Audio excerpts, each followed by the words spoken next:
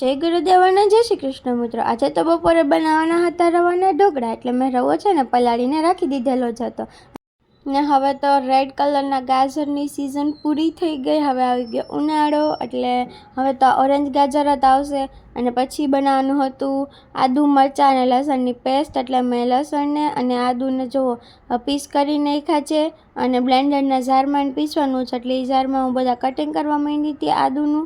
અને પછી છે ને મરચી નાખવાની હતી, તો 3-4 મરચી લઈ લીધી હતી અને પછી એને જો બ્લેન્ડરથી પીસવાનું હતું, એટલે આપણે એને મસ્ત મજાનું ફાઇન પેસ્ટ બનાવી લીધી છે। ચાલો હવે બધું જ રેડી થઈ ગયું છે, એટલે બધું હવે છે ને રવામાં મિક્સ કરી દેવાનું છે। એટલે મેં પહેલાં ગાજરને, પછી મરચાંને અને પછી ડુંગળીને બધાને એડ કરી દીધા રવામાં, અને મરચાંને અને ડુંગળીને એને મેં ચોપ કરેલું છે અને ગાજરને ગ્રેટ કરેલું છે, અને પછી કોથમીર અને આદુ મરચાં લસણની પેસ્ટ, આ બધું જ મસ્ત મજાનું મિક્સ કરવાનું છે। અને એની સાથે શુગર પણ એડ કરી દીધી છે 2 ચમચી જેટલી, એટલે મસ્ત મજાના પોચા પોચા બને ઢોકળા। એટલે જો બધું એડ કરી દીધું અને નમક પણ મેં એડ કરી દીધું છે, પણ વિડીયોમાં બતાવતા હું ભૂલી ગઈ હતી। અને પછી રાઈ, જીરું, હિંગ અને લીમડાનો વઘાર એડ કર્યો છે મેં। અને ચલો બધું મિક્સ થઈ જાય છે, અને પછી જો આવું મસ્ત મજાનું આવું જાડું થીક એવું બેટર બનાવવાનું છે। અને એને હવે છે ને જો આ એક મેં મમ્મીનું અલગ રાખ્યું હતું, એ કાંદા નથી ખાતા ને એટલે।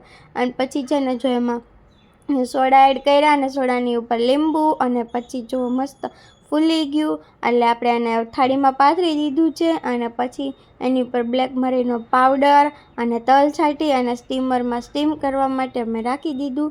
10 મિનિટ માટે મેં સ્ટીમ કર્યા હતા ઢોકળા, અને 10 મિનિટ પછી એ મસ્ત મજાના કૂક થઈ ગયા હતા। જો ફૂલી ગયા છે ને મસ્ત, આખી પ્લેટ આખી ભરાઈ ગઈ। તો જો મસ્ત અમારા ઢોકળા બની ગયા છે, અને હું ગ્રીન ચટણી લઈને જમવા બેસી ગઈ હતી। આવા પાઉચ તો આપણે ક્યારેય યુઝ કર્યા જ નહીં। અત્યારની જનરેશનને કેવું કેવું અલગ અલગ બધું આવે છે, બેગ જેવા પાઉચ હતા એમ। હવે ચાલો તમને બતાવી દઉં। પછી છે ને જો અમે ઘરે આવ્યા ને, ત્યાં બે ભાઈ બહેનના છે ને નખ કાપતા હતા બેન, અને પ્રિયાને નેલ પોલિશ કરવી હતી, તો હું એને નેલ પોલિશ કરી દેતી હતી।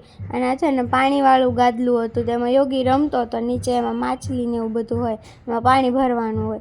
અને પછી છે ને રાત્રે તો જમવામાં બનાવ્યું હતું મગની દાળનું શાક ને ડુંગળી ને રોટલી ને છાશ ને એવું બધું મસ્ત જમી લીધું હતું। અને પછી અમે આવી ગયા હતા પપ્પાના સ્ટોલે, અને યોગીને છે ને આવી રીતે સ્ટોલની નીચે આ જે ખાનું હોય ને એની અંદર બેઠાડી દીધો હતો, અને એને મસ્ત મજાનું રૂમ હોય ને એવું એને લાગતું હતું, ને એની અંદર એને બેઠાડી દઈએ ને એટલે એ તોફાન જ ન કરે, રહીમાં જ કરે।